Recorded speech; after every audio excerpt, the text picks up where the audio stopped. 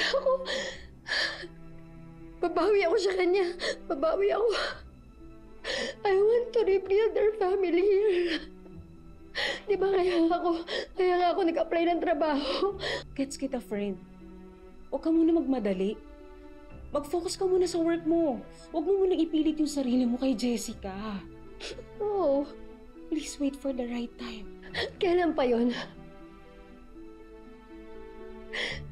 Natatakot yung anak ko sa akin.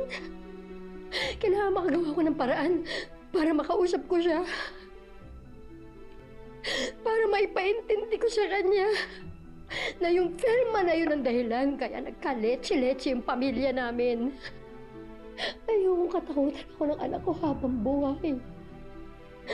Hindi ko kaya yun. Dugot laman ko si Jessica. Gagawin ko lahat.